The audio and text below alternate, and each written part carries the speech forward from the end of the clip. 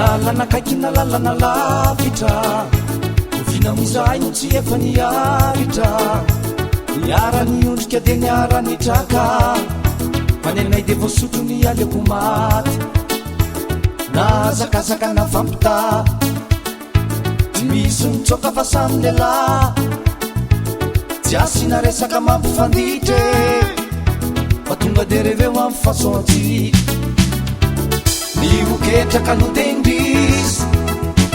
ny janona ko de tsy misy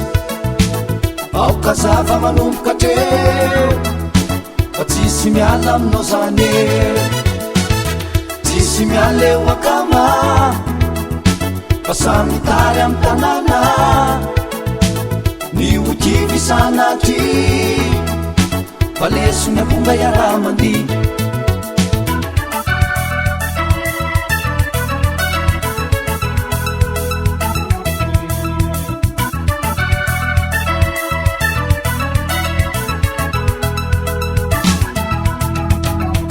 adino sady angarony mitabe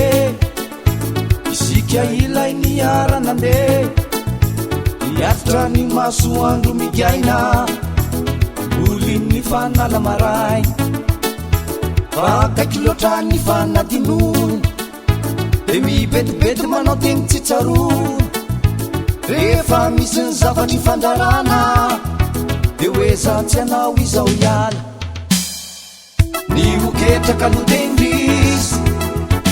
ny janona ko de tsy misy aokazava manomboka treo fa tsisy miala aminao zany tsisy mialeo akama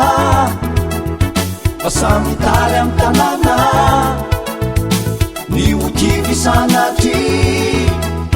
fa leso ny aponga iaraha mandi